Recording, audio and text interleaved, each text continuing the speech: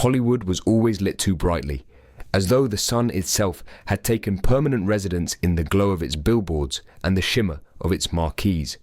But light, when it burns too strong, always throws the longest shadows. And it was in those shadows, quiet and unspoken, that the real stories lived. Stories that no magazine dared print, that no studio ever allowed to breathe beyond its gates. On the surface, it seemed a kingdom of perfection. Faces too symmetrical to be real, gowns that caught the flashbulbs like fire, tuxedos that whispered elegance with every red carpet step. Yet behind those carefully rehearsed smiles, a quieter truth lingered. She smiled for the camera, and cried when it turned away. He wore tuxedos on screen. In real life, he wore guilt. For every love scene that made audiences swoon, there were broken hearts waiting in dressing rooms. The audience believed the kiss, but he'd already fallen out of love. The contracts were written in ink, but the real agreements were carved into silence, sealed by studio heads who promised stardom in exchange for obedience, or worse, silence in exchange for survival. No one dared ask. She never told, until it was too late. It is tempting to think of Hollywood as immortal, a golden world forever frozen in silver frames. But when the lights dimmed, when the sets were dismantled and the costumes returned to racks, the stars themselves were left alone with the weight of their own secrets.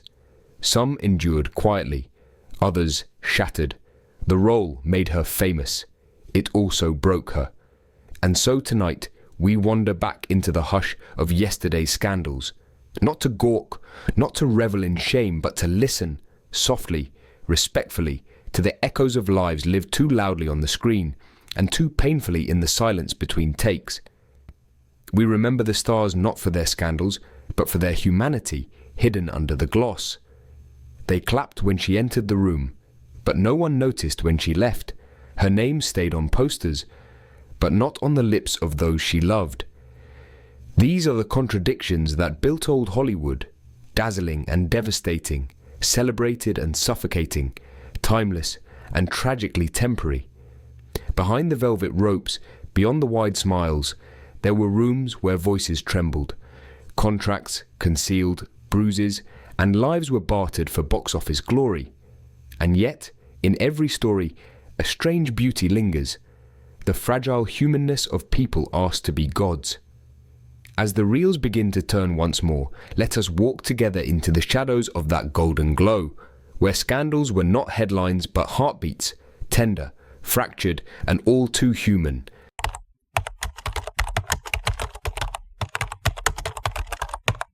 She was the girl with the golden voice, a trembling vibrato that carried the weight of a nation's dreams.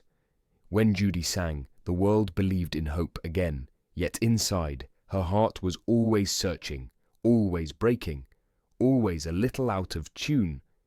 She trusted too easily, gave too much, poured her tenderness into men who mistook her vulnerability for weakness. The studio wrapped her in sequins, polished her smile, and sold her as a dream. But the nights were long, quiet, and filled with pills that dulled the ache of being unseen.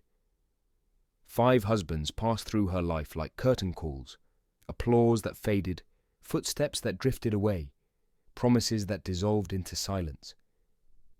For Judy, love was never steady. It was applause, brief, bright, and gone too soon. And so, even in her own home, she kept performing, hoping that, when the curtain fell, someone might stay.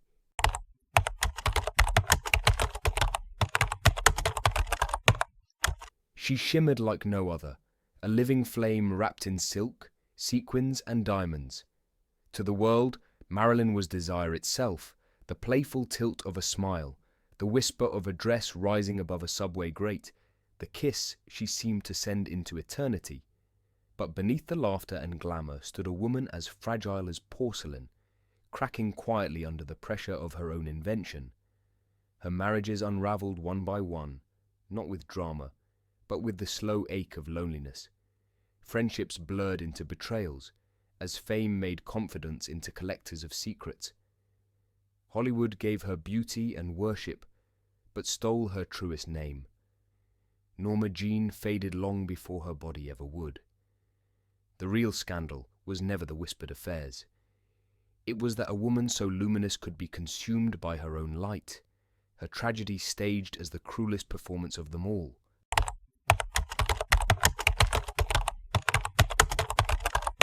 He made the whole world laugh with nothing more than a tilted bowler hat, a wobbling cane, and the shuffle of shoes too worn to ever quite keep up. On screen, Charlie Chaplin was timeless, a tramp who carried hope in his pockets and kindness in his eyes.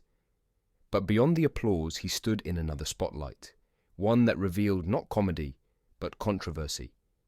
His romances with much younger women became both rumor and record, spilling from the silver screen into courtroom drama. Chaplin longed for affection, but he often reached for it in fragile places, leaving whispers of betrayal and scandal behind him. For a man who played the eternal child so brilliantly, his private desires blurred dangerously, close to that same innocence he portrayed. Hollywood could not look away, adoring his genius, yet fearing the shadows he never quite managed to escape.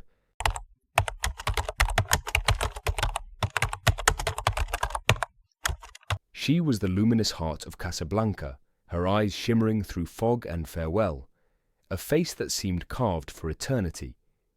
To audiences, Ingrid Bergman was purity itself, the untouchable muse of Hollywood's golden dream.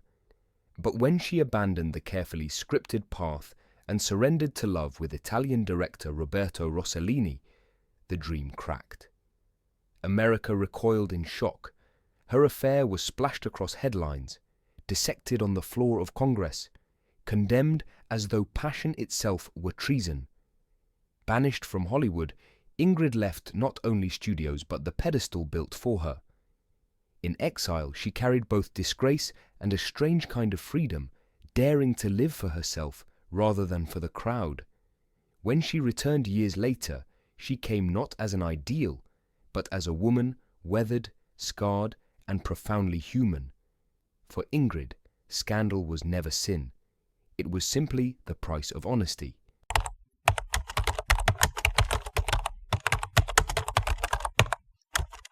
He was the embodiment of reckless charm, a Tasmanian boy who conquered Hollywood with nothing more than a sword, a smirk, and the glint of mischief in his eyes. On screen, Errol Flynn was untouchable, the eternal swashbuckler who leapt from rigging to victory with effortless grace. Off-screen, however, the adventures grew darker.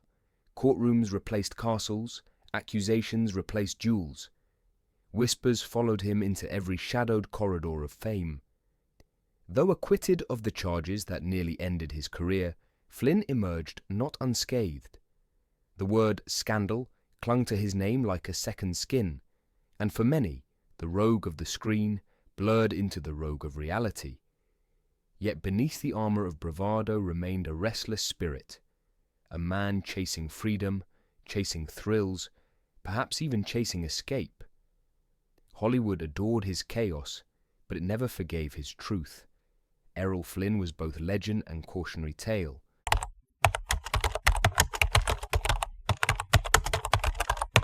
Clara Bow was the spark that defined a generation, the living embodiment of the jazz age's wild heartbeat. On screen, she was untamed joy, laughter spilling like champagne, eyes daring the world to follow. But beyond the silver screen, the same spirit that made her a star became the weapon used against her. Gossip writers dissected her every movement, inventing sins where none could be found, while studio executives branded her difficult, reckless, too much for their carefully crafted illusions. Her so-called scandals were little more than life lived without apology, late-night parties, open laughter, love taken boldly instead of hidden away.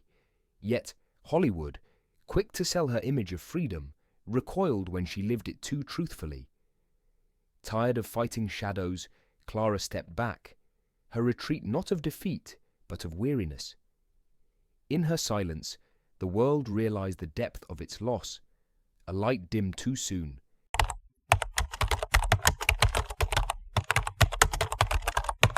Roscoe. Fatty Arbuckle was more than a comedian. He was a marvel of contradictions, a man of immense size who moved like quicksilver, who could turn clumsiness into elegance and silence into thunderous laughter. For a time, he was among Hollywood's brightest stars, a beloved figure whose joy seemed unshakable. But in 1921, one night in San Francisco unraveled everything. Accusations of a young woman's death placed him beneath a merciless spotlight. Though trial after trial declared him innocent, the court of public opinion had already ruled. Headlines painted him a monster. Studios abandoned him, and the audience that once roared with delight now turned away in uneasy silence. His name became shorthand for scandal, his legacy buried beneath rumor. Arbuckle lived on, but Hollywood never forgave him. His fall was not just personal. It revealed how swiftly adoration could rot into exile, how fragile fame truly was.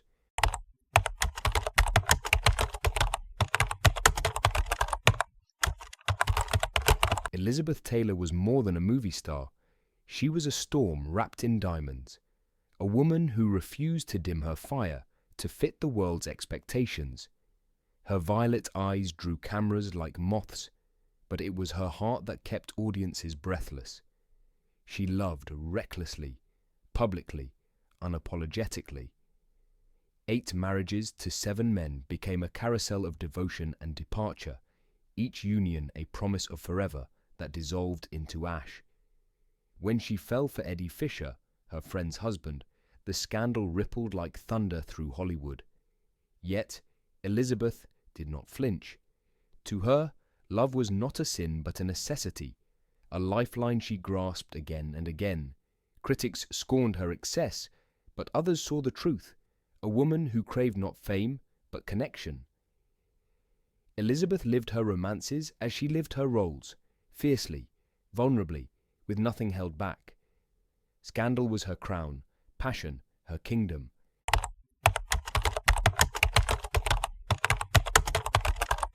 Montgomery Clift was Hollywood's fragile star, a man whose presence flickered with raw humanity.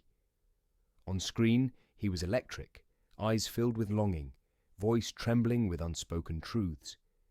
But the car accident in 1956 altered him forever. His jaw was shattered, his face no longer the flawless mask the studios had adored. The beauty that once seemed untouchable now bore the visible mark of suffering.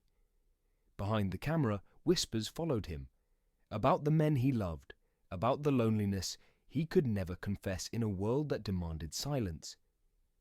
His friendships with Elizabeth Taylor and other confidants became lifelines, yet even they could not soothe the ache of being unseen for who he truly was. His scandal was not a single fall from grace, but the quiet tragedy of living in a time that punished tenderness. Every performance afterward carried the weight of that wound, making him unforgettable.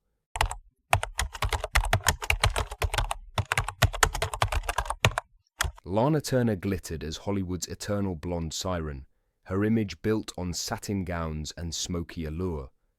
But one April night in 1958 shattered the illusion. In her Beverly Hills home, her teenage daughter Cheryl plunged a knife into Johnny Stompanato, Lana's lover, a mob enforcer with a violent reputation. The act was ruled self-defense, yet the scandal consumed them both. The world could not decide who was victim and who was villain. Was Lana the careless mother who brought danger into her child's life, or the desperate woman trapped in the orbit of a dangerous man? Newspapers lingered on every sordid detail, painting her as the archetypal femme fatale whose glamour had led to bloodshed.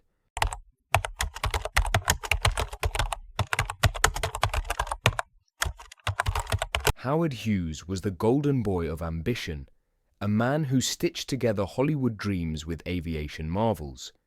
He dated the most luminous women of his era, Katharine Hepburn, Ava Gardner, Jean Peters. His romance is the stuff of magazine covers and gossip columns. But beneath the headlines, Hughes unraveled. His brilliance as an aviator and filmmaker became consumed by an escalating war with his own mind. The whispers grew darker. endless hotel rooms sealed against the world, glass bottles lined in rows, tissues stacked like barriers against invisible threats.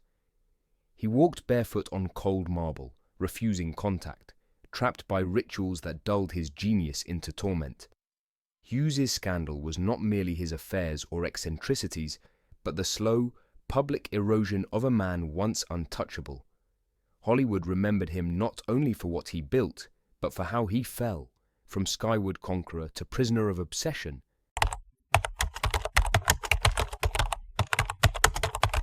Jean Harlow was Hollywood's first platinum goddess, her hair a halo that seemed to glow even in black and white.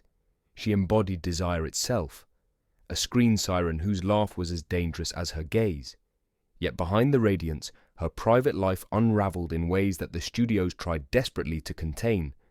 Her second husband, Paul Byrne, was found dead under circumstances forever clouded by rumor, suicide, scandal, whispers of darker truths. Harlow, barely past 20, was thrust into the cruel spotlight of suspicion, her grief devoured by gossip. Later marriages crumbled, each shadowed by intrigue, each leaving her more fragile. And then came her final act. A sudden illness, kidneys failing, a body too young surrendering before 30. For Hollywood, her death was another legend, but for Zheng, it was an unfinished story, beauty consumed by the very fire that made her immortal.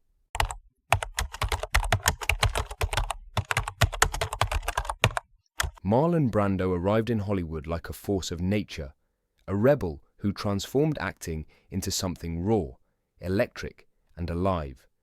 With a streetcar named Desire and on the waterfront, he shattered conventions, his performances a storm no studio could tame. Yet away from the screen, his life was equally untethered. Brando's romances were notorious, fiery affairs with leading ladies, secret liaisons with men, scandals that defied Hollywood's carefully polished image. He loved fiercely, recklessly, and without apology, embodying the very rebellion he brought to his art. The whispers never ceased, but Brando refused to bend to them. Behind the swagger, though, lingered a deep loneliness, a man searching for connection in a world that wanted only his legend. His scandal was not one of shame, but of freedom, the refusal to hide, the courage to live uncontained. Brando was both flame and fuel.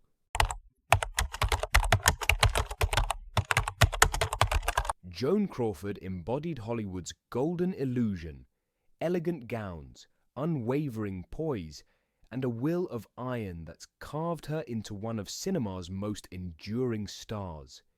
She was the woman who refused to fade, reinventing herself again and again, commanding respect in an industry that devoured its own. On screen, she was steel softened by satin. Off screen, she projected discipline and perfection. But the scandal that would haunt her legacy came years later, when her adopted daughter Christina released Mommy Dearest.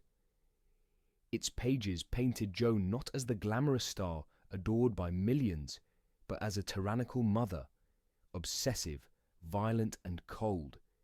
The image of wire hangers and relentless demands collided with Hollywood's memories of her grace.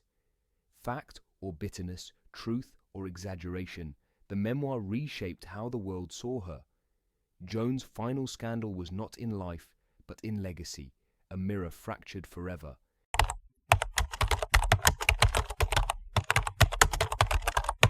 James Dean was not merely an actor, he was a symbol, a raw nerve exposed on screen. With only 3 films, he etched himself into eternity, embodying the alienation and yearning of a generation that felt unseen. His eyes held both defiance and vulnerability, a storm trapped in youth. Yet behind the leather jacket and cigarette lingered the whispers that gave him an edge of danger. Rumors circled of forbidden romances, of nights spent chasing thrills, of a heart that belonged to no single person or expectation. Dean lived as though he knew the clock was running faster for him, as though speed itself was part of his destiny. When his Porsche Spider collided with fate on a lonely California highway, the scandal of his life became inseparable from the tragedy of his death. James Dean remained suspended in time, beautiful, restless, and forever unfinished.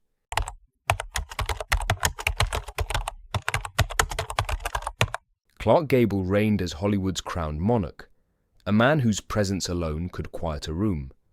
His voice, rugged and steady, seemed to promise strength. His smile, a kind of easy immortality. To millions, he was Rhett Butler, confident, untouchable, the man every woman dreamed of and every man admired. Yet beneath the polish of stardom lay the tremors of scandal. His romances often spilled beyond marriage vows, leaving gossip columnists chasing shadows of affairs. Whispers persisted of a daughter born in secrecy, hidden away to protect his image as Hollywood's leading man. Behind the mask of the king was a man who often recoiled from intimacy, afraid of love's demands. The scandal of Clark Gable was not one explosive revelation, but the careful concealment of a heart at war with itself. His crown glittered for the world, while his truest self remained locked away.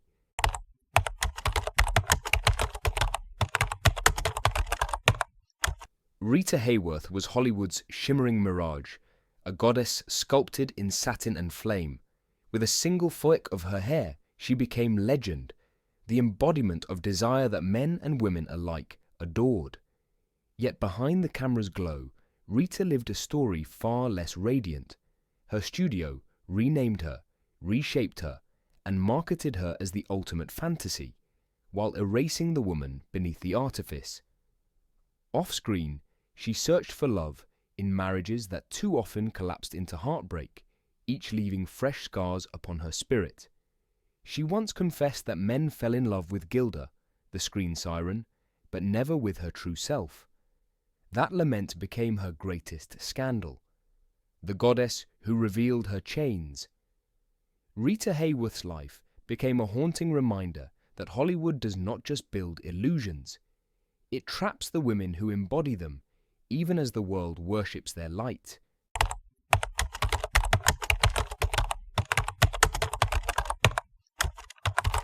Rock Hudson was Hollywood's towering dream, the image of masculinity itself. On screen, he was the devoted husband, the romantic lead whose embrace seemed to promise safety and forever. The studios built him into a fortress of charm, a man who embodied the fantasy women longed for. But behind the fortress walls lay a truth too dangerous to be spoken aloud. Rock loved men. In a time when such love could ruin a career, he lived quietly, cautiously, carrying his heart in silence. Friends knew, whispers circled, but the world remained blind, until his illness revealed the truth the studios had always hidden. When he died of AIDS in 1985, the scandal was not his love, but the silence that had kept it shackled. Rock Hudson's tragedy was not being gay. It was being denied the freedom to live and love as openly as his fans adored him.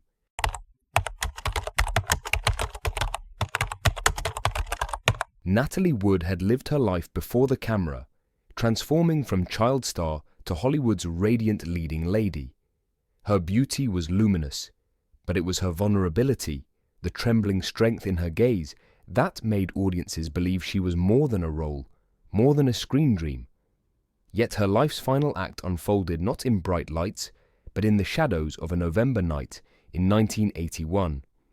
She vanished into dark water off Catalina Island, her body later found adrift, her life stolen away at just 43.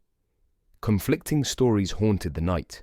Voices of argument, footsteps on deck, silence broken only by the lapping waves. Was it an accident, a misstep, or something never to be told? Her death became one of Hollywood's most enduring mysteries. To this day, Natalie Wood remains a legend, a star whose brilliance was extinguished, leaving only questions in its wake. Outro chapter. And so, we leave the golden age, its once dazzling lights flickering like candles, nearing their final breath. 19 scandals, 19 stories, 19 fragile hearts caught between the glow of fame and the ache of human longing. What we have wandered through is not merely gossip, nor simply history, but the fragile anatomy of dreams. Each story whispers the same truth: that Hollywood was never only about the films, nor the cameras, nor the applause. It was about the souls who gave themselves to the illusion and were, in turn, consumed by it. They were gods and goddesses on screen, sculpted into myths by studio machinery. Yet behind the perfection of every photograph, there was loneliness. Behind every red carpet smile, there was a fracture. Some scandals ended careers in an instant. Others smoldered quietly until years later, when truth demanded its place in the light. Still others revealed the cruelty of a system that built its empires on fragile shoulders, then devoured those same stars without mercy. And yet, through it all, their brilliance remains. Judy Garland still sings with trembling strength. Marilyn Monroe still smiles with impossible radiance. Chaplin still stumbles into laughter that